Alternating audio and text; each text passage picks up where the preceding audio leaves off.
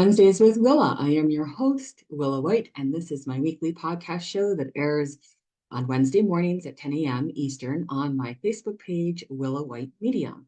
It's an opportunity for you to learn about spiritualism, mediumship, healing, faith, family, and more. And it's always such a pleasure to share time with my special guests that come on the show. We talk about various topics.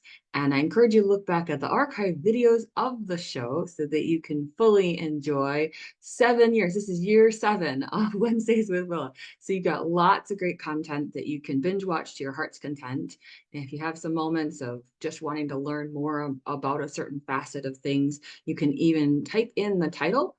You can type in different guests' names, and it should pop up on my Facebook page, Willow White Medium, and also on my YouTube channel. So this goes out as well on the blogtalkradio.com/Lilydale radio site. So I'm part of the Lilydale radio family, and you have the opportunity to check in on those shows throughout the week as well.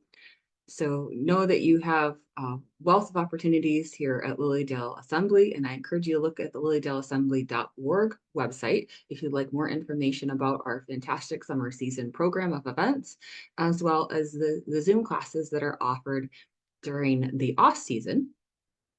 And one of the things I want to make sure I mention is that with this holiday season upon us, people are in that giving, generous kind of mode and mindset. Feel free to give donation to Lilydale Assembly. You can go to the website, as I said, lilydaleassembly.org. We are a nonprofit organization, and we definitely need donations to keep our programs and our community going. So without further ado, I'd like to get into our topic for today, which is meditation through the ages. And we are blessed to have with us today Mark Thomas. Thanks for being here today, Mark. Good morning, Willa. Nice to be back with you as well. Absolutely. And those of you who don't know who Mark Thomas is, he is the co-founder and spiritual teacher at Fellowships of the Spirit. They focus on mediumship and intuitive development and healing. And Mark's been on the show before. We did a show called Improving Inner Silence. So for those of you who you're like, oh, I can't get quiet. I can't access that inner silence place.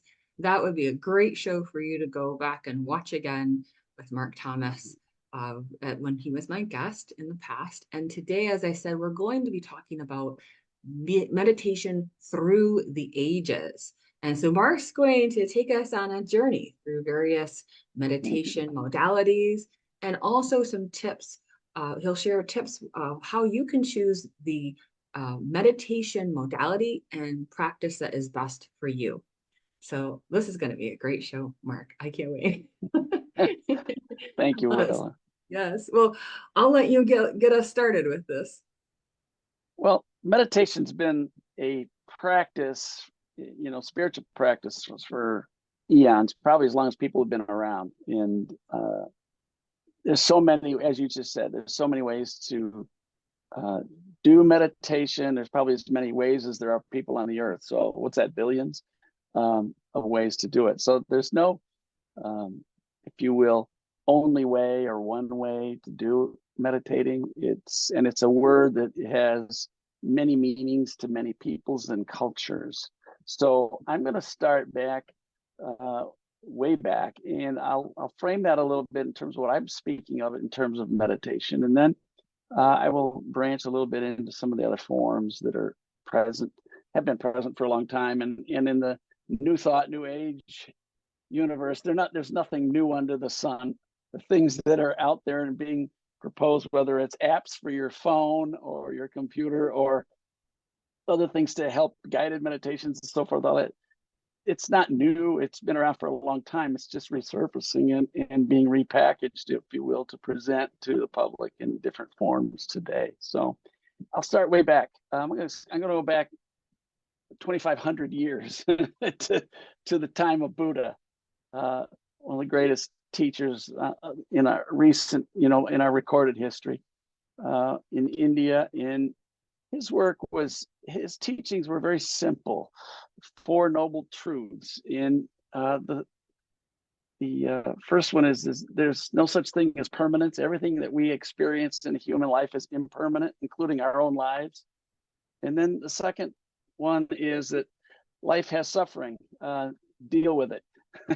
You know, nobody avoids that. Nobody can get out of that. It's just part of the human experience. We have to process that. And the third of the truths is the concept of cessation of that suffering, which the prescription for that in his teachings is meditation.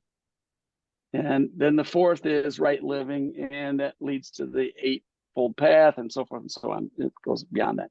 But the simplicity of his teachings is both profound and also long lasting as a result.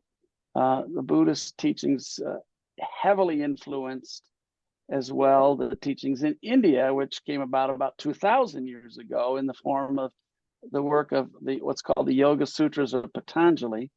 And that work was an encapsulation of the various streams of yogic teachings, the streams of yogic thought, into one very short collection of close to 200 aphorisms, which basically are the foundation of yogic teachings ever since.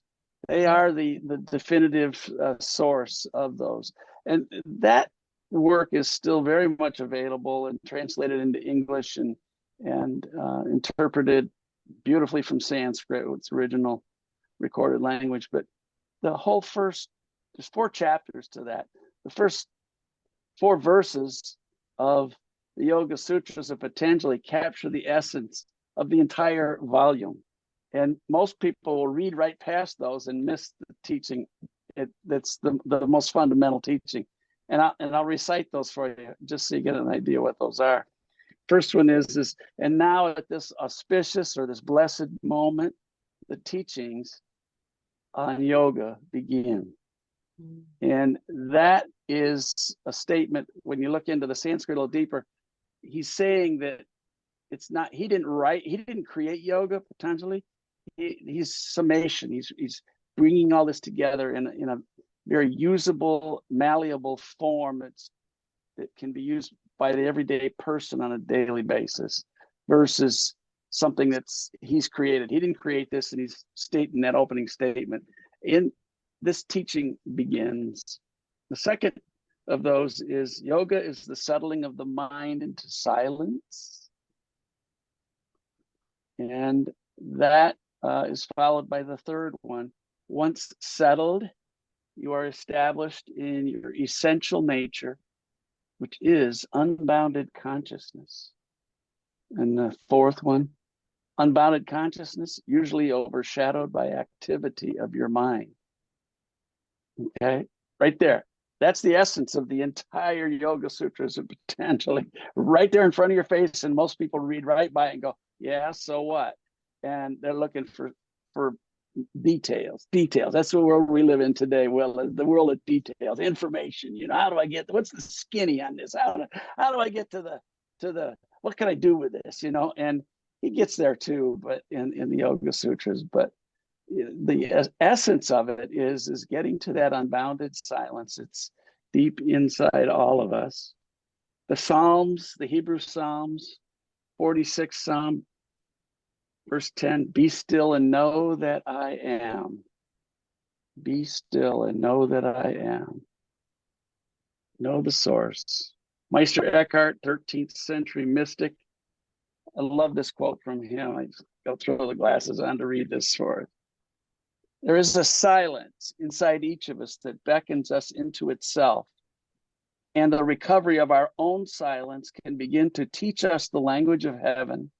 For silence is a language that is infinitely deeper, more far-reaching, more understanding, more compassionate, and more eternal than any other language. There is nothing in creation that resembles God as much as silence. Meister Eckhart, 13th century mystic. And then you start moving into the more later phenomena of the age of they call the Enlightenments, where, you know, effectively what that is the time where printing press was invented. And so information started to become the means by which, you know, people got educated, societies developed, knowledge was spread throughout the world.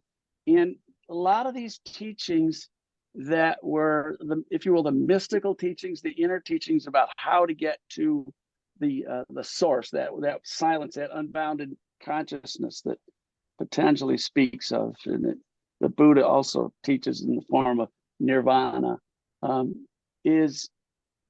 was taken inside. It became more in a cloistered environments is where you could get access to that information, those teachings. So they were very heavily guarded and guided as well. It was very guided teachings. And so it became a trend away from where both the Buddha and Yoga Sutras of Patanjali, and Meister Eckhart as well, was this needs to be to the masses. And in that Enlightenment era, instead of it continuing and growing outwardly, it was all brought inside to cloistered environments, ashrams in India, Buddhist temples, and also in the Roman Catholic traditions, which kept it, and the Kabbalah traditions of Judaism. It's all very guarded knowledge, very guided and very guarded. And so it wasn't continuing to spread. It was actually brought inside. And in some ways that helped keep the teachings alive during all the ages that we've gone through, the transitions and the amount of change. But at the same token, it suppressed the spread. And the outer life, the material life became more prevalent.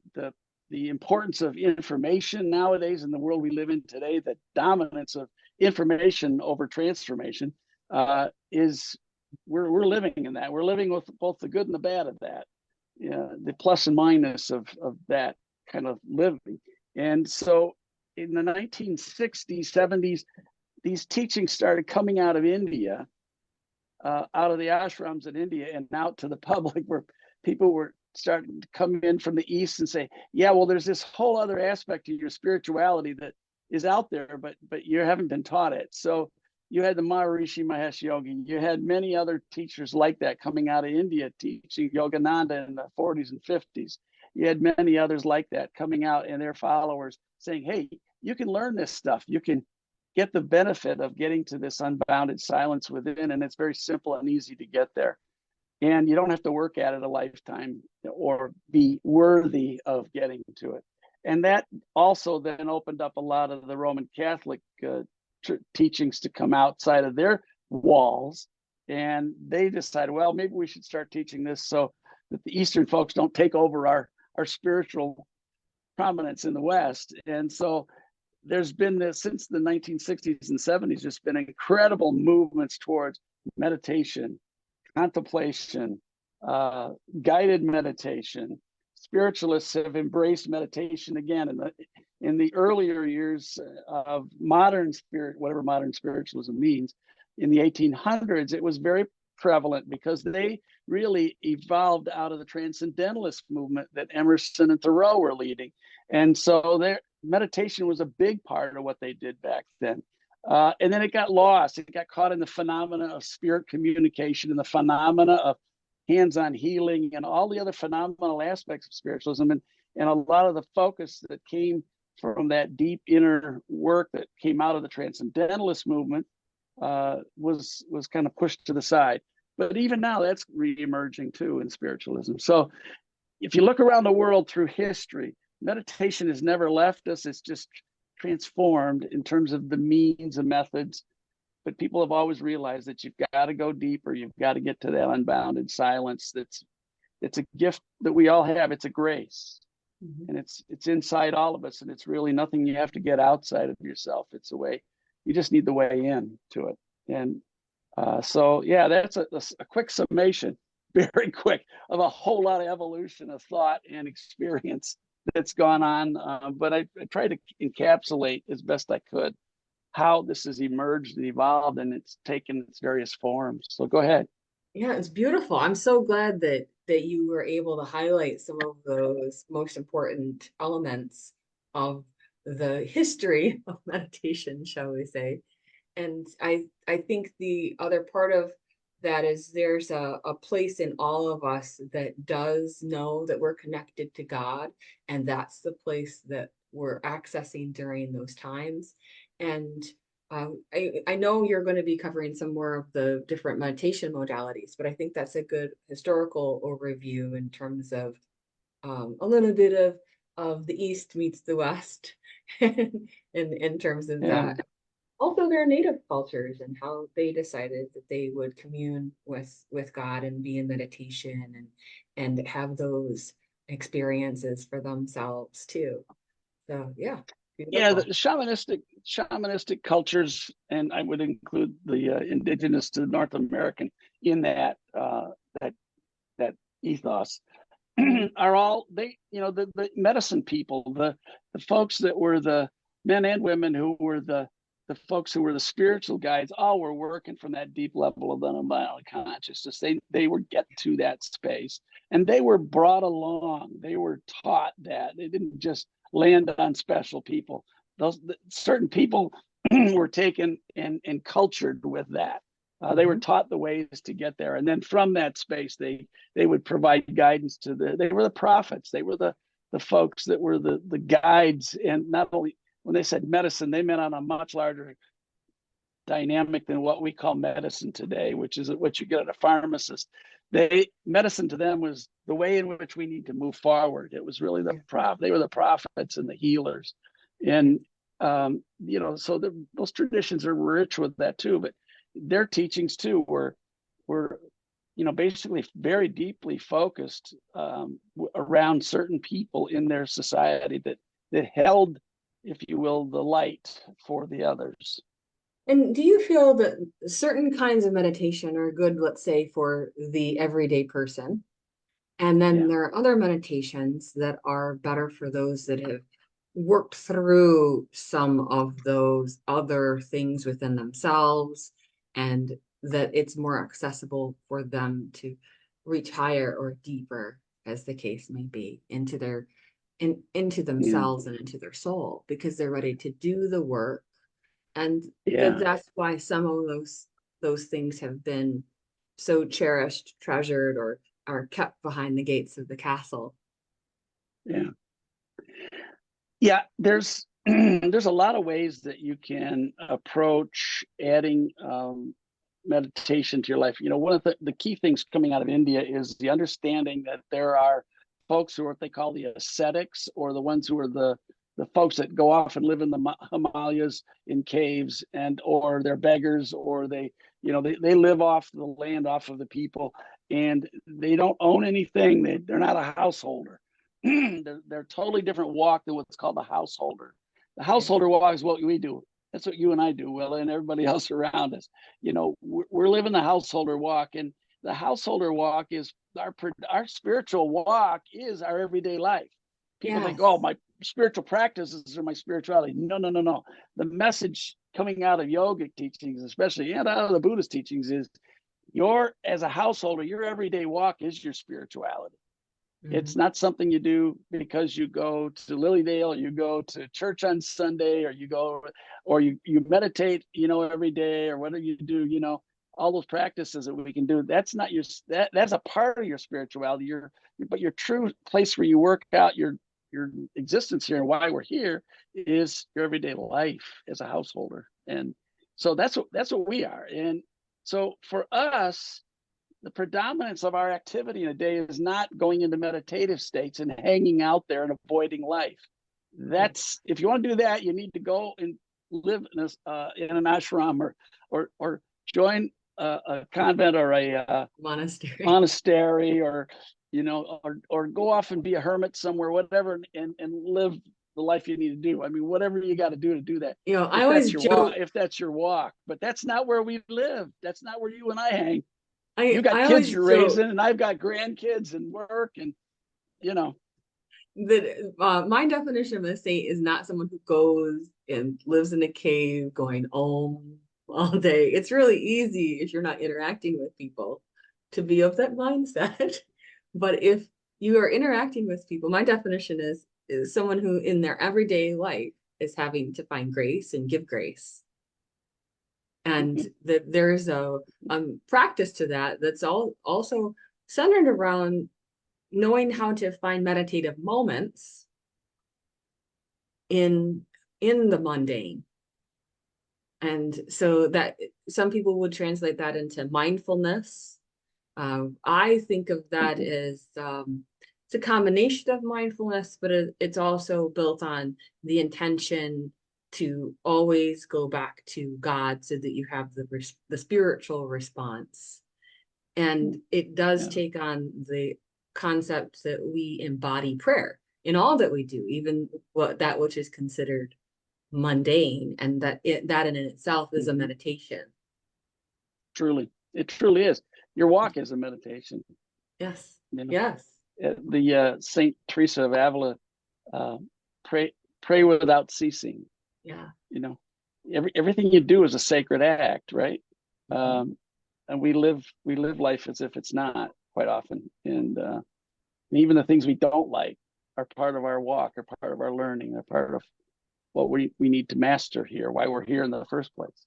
So Yes. yeah, it's all part of that. So yeah, the Buddhist teachings, and they've been very prominent of late. They has been focused around mindfulness, which is really addressing the second of the noble truths, and to some degree the third, the meditation aspect. But the second is really about mindfulness is about, okay, I've got this stuff going on. I got places where I hang up. There's things that set me off. There's things that get me bogged down or what have you, or as they would say, they're attachments to the results of things, the fruits of whatever life brings. And mindfulness is really a series of processes, internal ones, where you work through what those attachments are and what's holding you up, and you kind of chew on those and you work your way through those. That usually requires somebody to help you guide you spiritually through that process. It's not something that most people can do honestly and thoroughly, let's put it that way.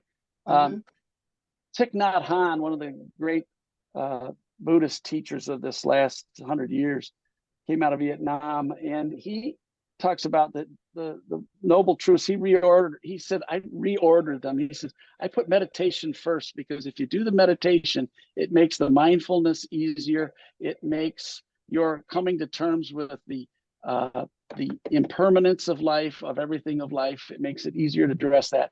And it helps your right living becomes easier as a result on all the various aspects of that, the Eightfold Path. So he said, meditation needs to really be the number one thing. And so, my own experience says you can wrestle this stuff down. These are a lot of bears inside of us to wrestle. There's a lot of things that we got going, and sometimes those are really okay. Sometimes, as the expression goes, some days the bear gets you, some days you get the bear, right? Right. That's It's right. like, yeah. So, and then the Christian movements in their monastic traditions have what they call Lectio Divina, and other contemplative methods, where they take a particular scripture that they're hanging up on, right? It's triggering their stuff. And so they chew on that, and they work that, and let the subtle meanings, they would say, let the Holy Spirit work with them and come through them and figure out a way to get through those things as a part of their spiritual development. So it's really not just going into the silence, but going into the silence and bringing that silence up into our everyday activity. Because after you meditate and you get down into that deep depth of silence, it's not just an experience during meditation. It comes out with you in your walk, and it kind of wears down as the day goes on, right? As you get more and more caught up in daily living as a householder, as we are, then what ends up happening is you need to get back to that silence again and bring more of that up into our world of activities. And that aspect is something as householders that we desperately need. And that's where disciplined practice is crucial, of bringing that silence up. But then there's all other ways that you can apply that. And that gets into the more phenomenal aspects of life, of the daily living, but it also gets into the more phenomenal aspects of things like spiritualism, i.e., your message work. How deep is the well you're going into when you're tuning in to spirit, whether it's spirit loved ones, whether it's guides and teachers, whether it's source, you got to be able to get to that space. Mhm. And the deeper you go, the deeper you can connect with the people that come to see you for guidance. This is very That's just, true, because if you can only sink down to, let's say, a puddle, that's all you're going to be able to give people versus a lake or an ocean, and the depths of that. I really appreciate what you just shared there, because it's absolutely true when it comes to doing the work and really sharing the gifts of the spirit that come along with that. And yeah. to speak to what you were just talking about, mulling, reading some of those words, those scriptures, the devotionals, that's something that has always sustained me through things. Like even in the busyness of life, just being able to pick up a book that has spiritual sentences in it, or a devotional, and reading that paragraph or a few sentences and feeling that infusion. It's like an infusion that I get to nibble on until I need another one. It's so I consider it to be part of spiritual food. And that as Mhm. mediums, as healers, even in other walks of life, we need to take in more spiritual food than we give out. Yeah, And that's right. so by doing that, and some people, as you said, they were wrestling over the words, but for me, it's not a wrestling with the words. It's more of a, I get to eat all the goodness of that. Yeah. Yeah, that's one good way to deal with it, and that's what you would hope to come to. There's also, it's also good to take on the stuff that triggers you, and that's where the Buddhists are really Yeah. good. They'll say, so they'll get you in their mindfulness activities about the stuff that you ain't got worked out yet. It doesn't come so easily, but you need to get to, and Yeah. their mindfulness approaches are both, they comfort you where you're afflicted, and they'll afflict you where you're comfortable. Yes, especially if you're a person who is uncomfortable in your body, or if you have physical ills or Mm-hmm. situations of pain. The Buddhists are kind of brutal to an extent. Mm-hmm. They're like, sit there longer. Like there's go Go into the deeper, pain. go Go into into the the pain. pain. Yeah. And whereas I all of know. us are squirming out of it, going, this is not natural. Yeah. And their point is what's not natural is how you got yourself there in the first place. Yeah, yeah, yeah. They'll just roll it right back at you.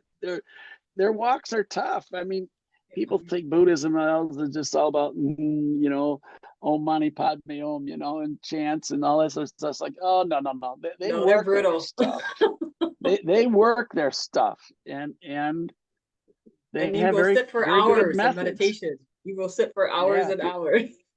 if you do like a Vipassana or some of the Zen We're not trying to meditations, scare yeah, anyone, but it's the reality of no, it. but that their methods are very, they're very, they can be severe, but they're very stringent and strident both, and they work if you work your way through that, and you can blast through things that you've been carrying around you don't even know you got. And so, yeah, it's not my favorite ways, but I was trained right out of college in meditation that really was transformational to me, was transcendental meditation through Maharishi Mahesh Yogi, which is really from the Shankara school of meditation from India, which there's a lot of schools of meditation from India. Shankara taught non-duality. He taught that basically all is one. And so in meditation through TM, it was always, from the moment of the initiation, you drop into that profound silence.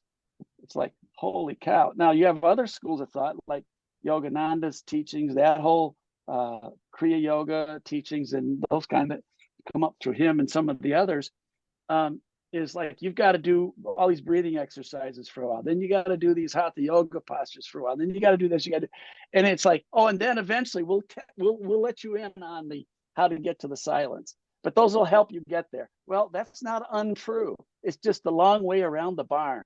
Oh yeah. Okay. Oh yeah. And with TM, it was just like, we'll teach you how to get there. Bang, from the first meditation in.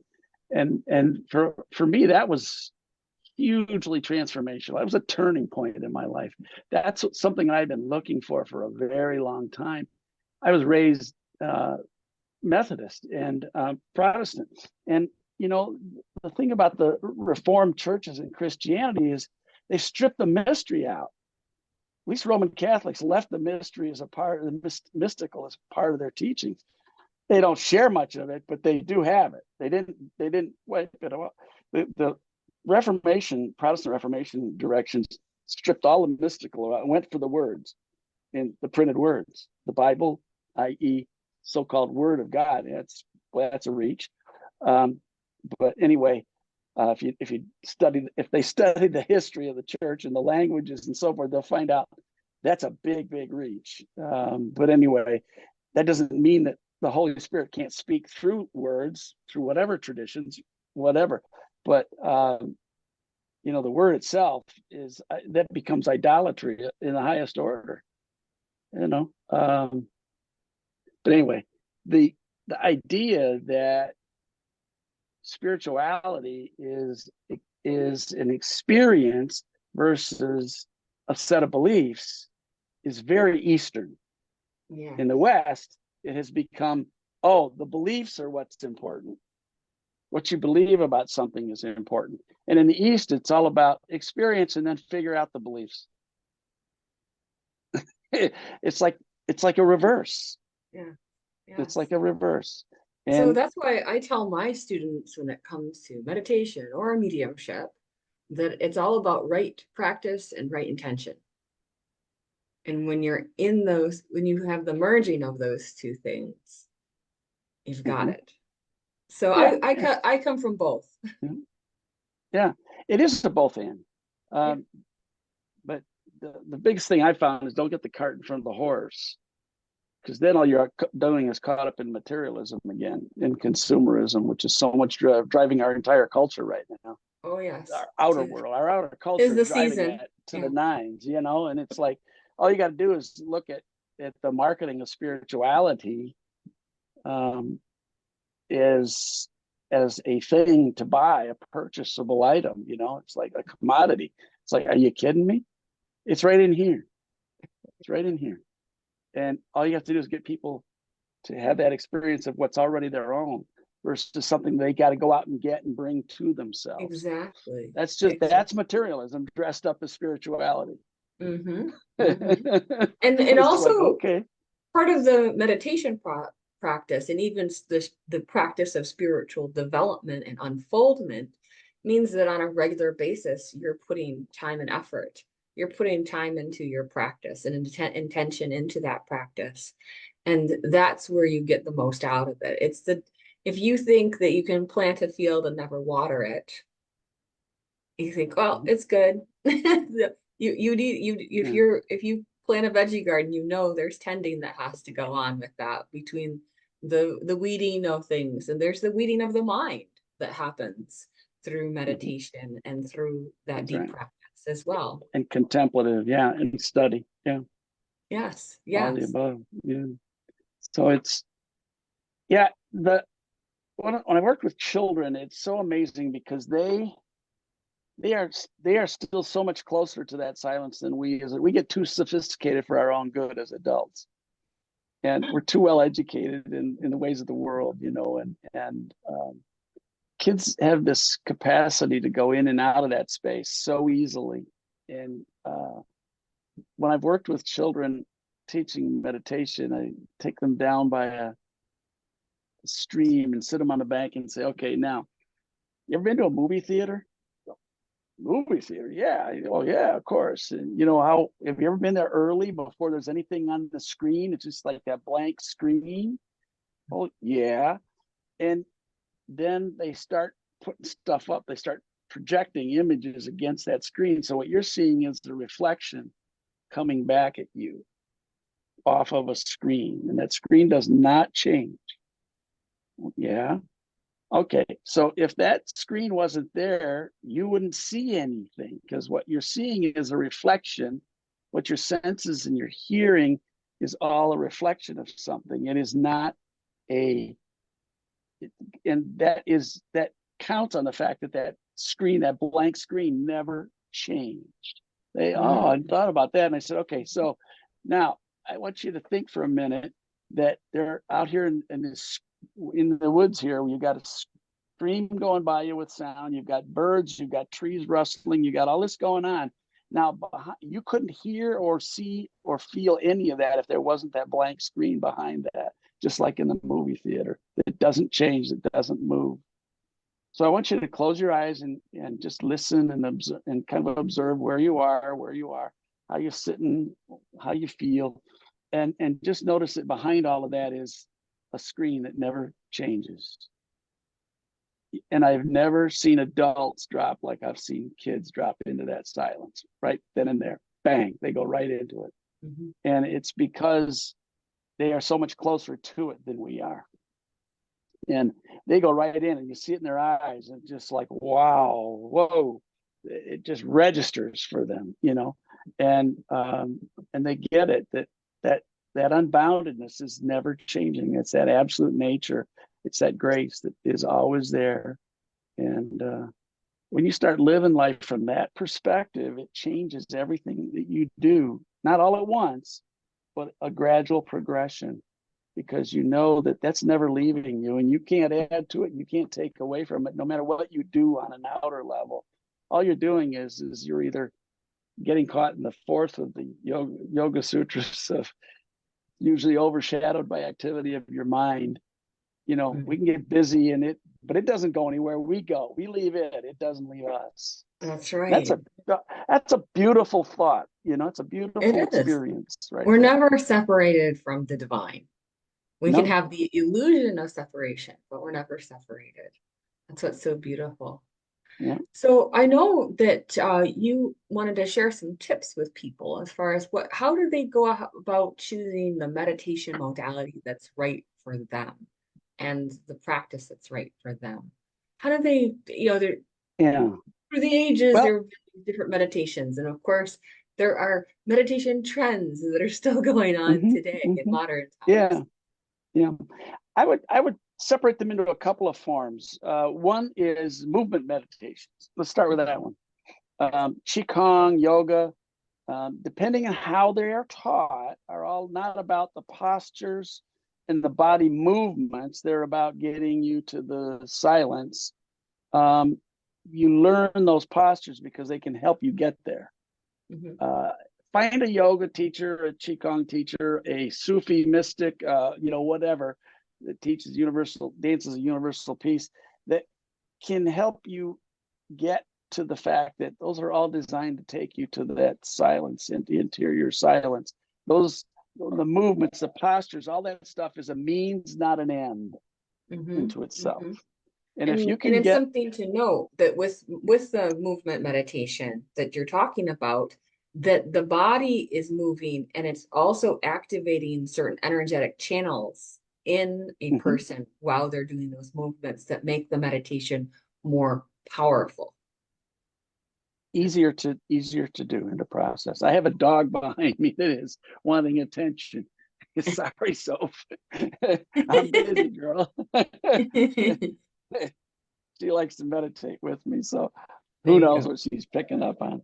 All right, so then the next forms I would talk about are the contemplative forms, where you're taking things in, whether it's mindfulness or contemplative spiritual traditions, where you're taking spiritual or sacred passages and working them. Those Mhm. can be a very powerful form of meditation too, as long as you realize that they too are a means, not an end. They are a means to help you work through things, to come to terms with things, to reach spiritual awareness and the joy that comes with that. There's so many ways in which those I call them the mental forms can be very productive and help you get things aligned in your life with your walk, whatever your walk is, whatever your vocation, your direction in life is, your calling. Do And you so feel that that's that. Go ahead.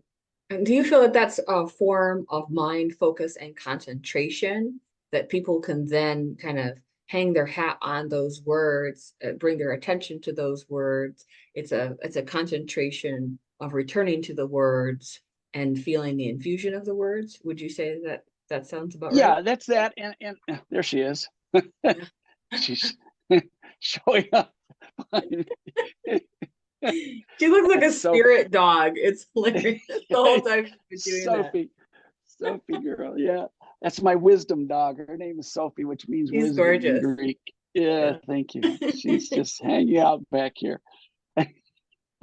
So back to your question. I feel that one of the ways that you can approach that kind of contemplative. Can you hold 1 second while I try Sure. to get her Yeah. outside? I think she needs to go out, and I don't know how to She's stop. distracting you. We can't hear Yes. her like you're thinking we can hear her, just so you know. Yeah. Okay. All right. Well, as long as she's not sound distracting, that's fine. No, I don't think she's Um, distracting. I yep. think she's distracting you more than anybody. What do you need, Soph? Huh? It's What like do you're you petting need? a spirit dog. Yeah. Well, she's right here. All right. The one of the ways in which I think there's great power in that form of meditation, and that is this: is it's like you've got the issue or the sacred text or a combination of those things, and you're working them mentally, but then you got to get to the point where you just be still with them, just be with them instead of trying to absorb, fix, adjust, incorporate, whatever it is you think you need to do with it, right? And get to the point of being still and being at peace, or as I would say, being comfortable in your own skin with them. Mm. And Mhm. it's that moment where I would say that you are open in that moment of stillness where you just come to terms with it as it is when you're open to the movement of the Holy Spirit. You're open to the movement of guides and teachers, if you will. You're open to assistance from other realms than this physical nature reality that we have.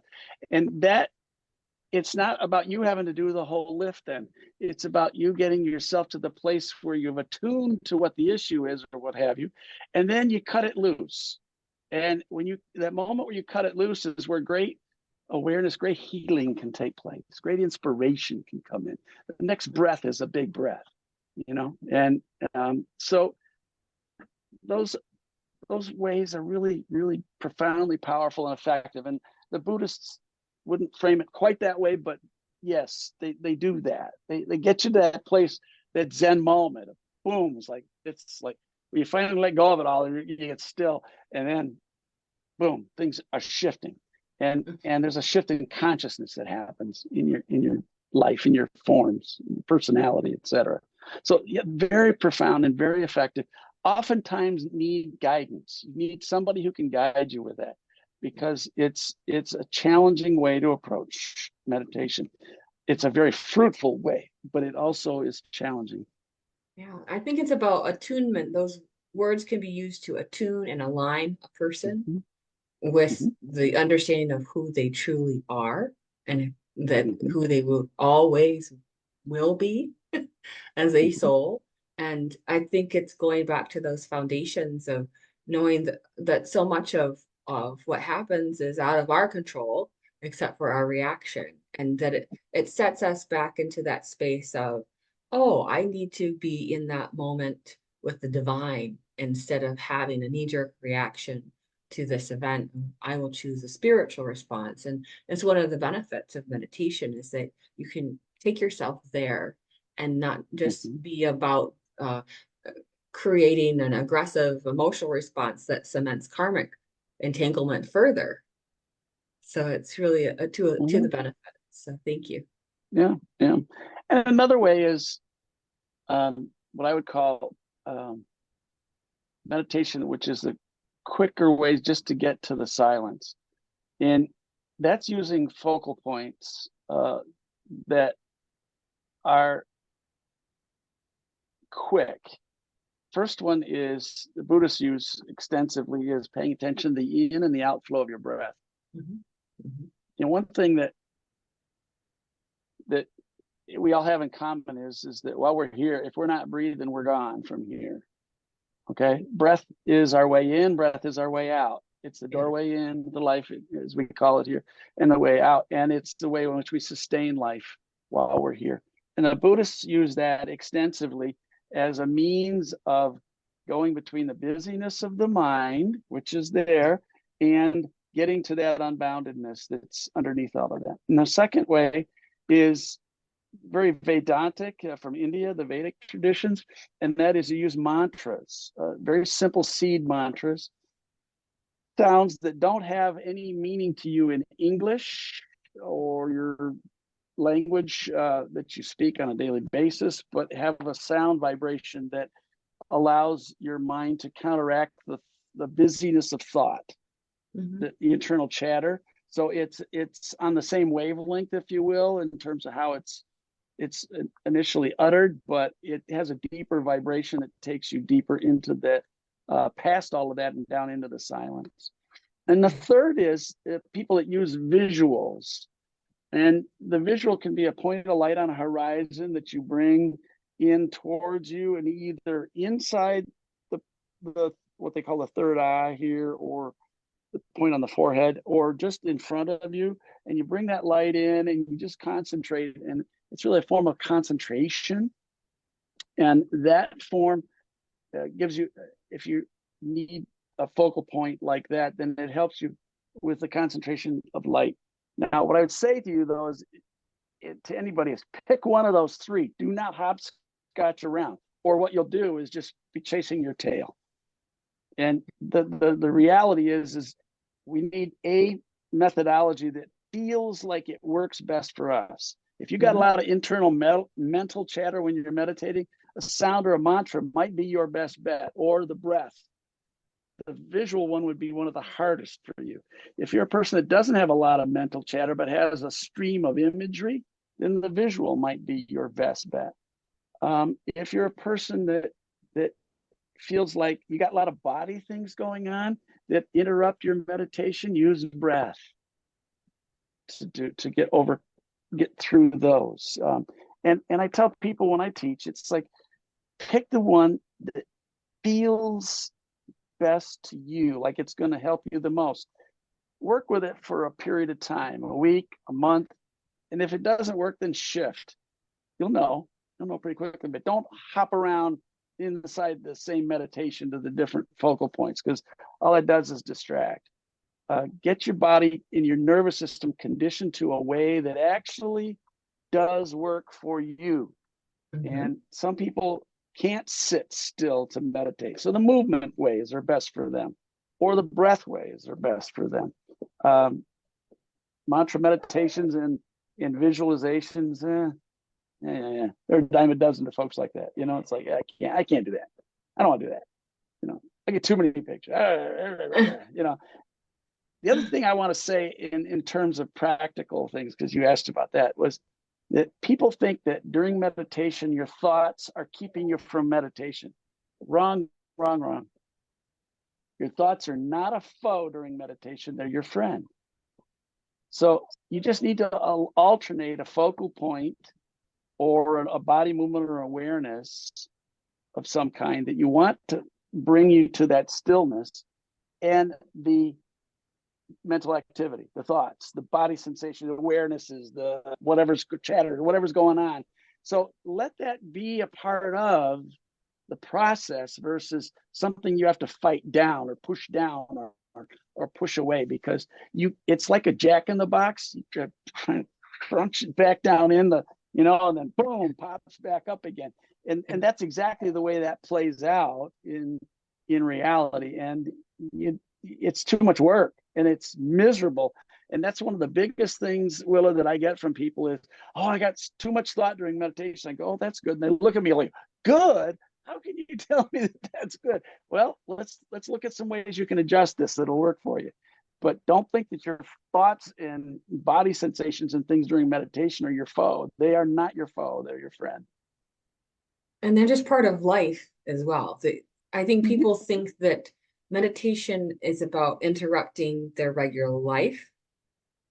And it can be, but there's also that other side to it where you recognize that all of these things that are going on in and around you are always going to be part of the experience. And how you weave your awareness of consciousness through those moments is where the mastery comes from. And that's the way I feel Agree. it. Yeah, yeah, that's right. That's right. And, but a lot of folks will get really bogged down. They're not meditating. I tell people, always do an internal check before you start a meditation. Where am I right now? Mm-hmm. Mm-hmm. And then stop evaluating, do the process, come out the other side and say, where am I now compared to when I started, before I started the meditation? If Mm-hmm. you feel there's been a shift, there's some change, that was exactly what you were looking for. I tell people, turn off evaluation when you're in meditation. You're a very poor judge of the experience when you're in it. You're a Mm-hmm. very poor judge. Sometimes the meditations I had the busiest mind chatter or body issues, sensations, aches and pains and stuff going on are some of the ones when I came out were some of the most profound spaces I've ever come out into. Right? Because Yeah. it was like, oh yeah. So, it's so, all of that is so subjective, but the key is do an internal check before you start and after and go, okay, yeah, I am doing better than when I started. All right, getting on with life, get moving, get on That's with your right. day. I Yeah. think that's a really important point you just made, Mark, because people think that with the meditation, they're going to immediately feel peace at the end of it. And that can be a wonderful thing that is a byproduct of meditation. But sometimes there is some mud that gets stirred up. There's sometimes you end up having more questions than you had answers during that time. This is normal. That is spiritual unfoldment. And I guess making your own peace about having those experiences is what's important. That Yeah. as you're working through your pain body, or your monkey mind, or the issues of the day, the laundry list of things that are about. Sometimes people have to kind of have more time figuring that all out, and then they let it go, they let it go, they let it go, and then other things can be Mm-hmm. filtered in. And so there's a Yeah. process that occurs in each meditation. Even if you said, I'm going to do the same meditation every day for a week, it could be very different over the course of the week. It could be up, down, and all around. I've never had two meditations alike in my entire life. I've been doing this for 30, 40 some years. So, Yes. it's like, don't ever expect what you had last time to be like you're going to have this time. It's going to be Oh, different and what about the people who because fall you're asleep? different. Oh, fall Talk, asleep. Yeah. yeah, talk about the fall Yeah, asleep people. that's an important one because I Yeah. tell people, they go, well, I was asleep, and no, they probably were out in the unbounded, but I tell them that's another one. Don't judge during the meditation. When you come out, that's why I say do the pre-check and the post-check, right? Check in with yourself. You do the post-check and you come out and you're restfully alert. I mean, you're like really kind of in your game. It's like life. You're ready, embracing life, and you're really there. You were in that unbounded. You're bringing that unbounded up into this world of forms that we hang out in. If you come out of the meditation time and you are groggy and foggy like you are coming out of a nap, you needed a nap and you got a nap. But you might also meditated while you were there. But you also, more importantly, got some sleep you desperately needed. And when you sit down to meditate, and that's what ends up happening, and if that happens repeatedly, where you're coming out of the meditations in that groggy and foggy kind of space where you've been like a nap, then you're not getting enough sleep in your life, or you've got too many things tugging and pulling on you, and you need to make some adjustments in your outer life that are going to, so that when you sit down to meditate, that what you're going to be doing is releasing a lot of accumulated stresses and strains and fatigues that are stored in that body, but not having to go into deep sleep to get that done. Mm-hmm. And there are people in today's world, Willa, that are way over programmed. They don't ever stop. They work 7 days a week. They, push, push, push. They get fatigued and they just push through it, and they don't rest. And I was guilty of that in a much younger life. Now that I'm retired from administrative work and all the things that I did for my profession, it's much easier for me to, when I get really weary, is to just stop, and sit down for a few minutes do some deep breathing, kind of just go into a mantra meditation, which is what I use, and maybe 15 minutes, and boom, I'm back with the fatigue gone. I'm good for another 6-7 hours. But if I don't do that, then I'm pushing through. By the time I get to the evening, I am just shot, Yeah, because it does catch up to you.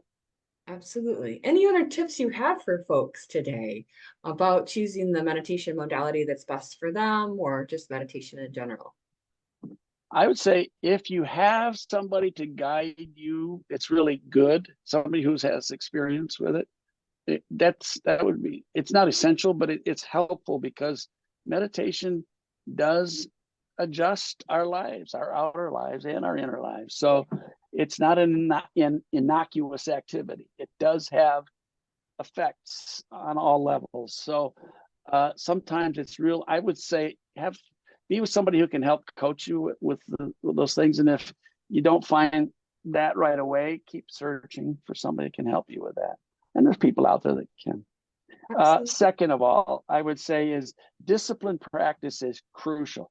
People think of disciplined practice as kind of a dirty word, discipline, staying focused, do it repeatedly. Because in this world, it's like instant gratification, right? And it's like, this is anything but instant gratification. This is holistic transformation of your consciousness. Mm-hmm. That's what meditation is going to bring you. If you want to play for the long haul, then you got to get disciplined in your practice. You got to do it on a daily basis, and you need to be focused with it and settle into whatever routine seems to work for you. And if you want to make adjustments through time, you make them. But you've got to get disciplined with the practice, or the results are spotty. And the outer results is what you're after, not so much about the experience and what happens in meditation. For me, anyway, it's like, yeah, I know that's going to change. So what I'm after is, how is it going to enliven my outer life? And boy, if I hadn't started meditating when I did when I was a lot younger, I would not have accomplished anything close to what I did in my lifetime. So at 70 years old now, I'm like, yeah, it is the thing that's made the biggest difference in my life, in terms of direction. Not only where I went, but how I did what I did and continue to do. Mm-hmm.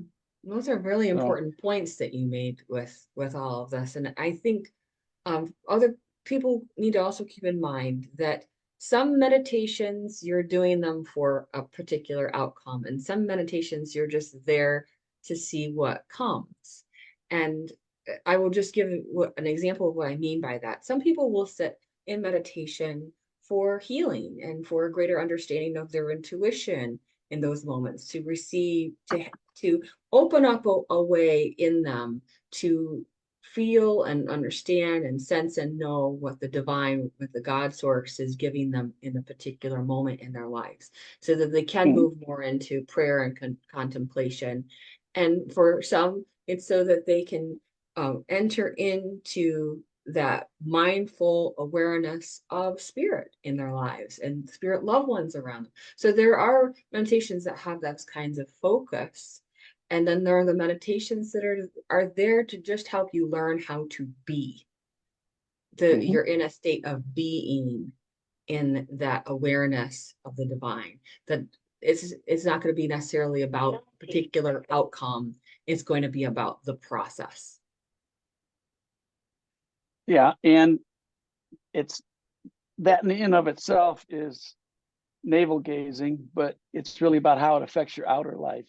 Yes. That third one, it's how it will enrich your life holistically on all levels. It will enrich your life, and it will make the other ones you just walked through deeper and richer. So whatever you're doing with those, also carve out the space to get to the silence, get to that unboundedness, because that will enrich every one of the other practices you engage upon. Beautifully stated. Oh, this has just been so great. Thank you so much, Mark, for being on the show today and sharing this with people. I think it's been really important for people to see how they can go about this recognition of their meditation practice that they can personally develop, enhance, and maybe appreciate it from a different standpoint than what they've been thinking about, whether they're a beginner, an intermediate, or an advanced meditator. I think there's something Mhm. in the show for everyone. So I thank you. hope so. I hope people found it helpful. Yeah. Yeah. Absolutely. And just as a note, Mark will be doing a meditation class that'll be in the spring of 2024. So no, dates have not been set for that, but you can always check out the fellowship's website if you're interested in learning more from Mark and about meditation and other spiritual topics as well. And we really appreciate you coming on the show today and being such a wonderful resource. And I encourage people to look back at that archive video that I mentioned before of improving inner silence, because that got mentioned today. And if you're wanting to know more about how to do that, that is a wonderful thing for you to go back and watch. Just type in Mark Thomas on my Facebook page or on my YouTube channel. And as always, like and share and follow so that we can continue to bring you more great content and educate you about these things. All right, everyone, have a wonderful day. Thanks again, Mark. Bye-bye. My pleasure.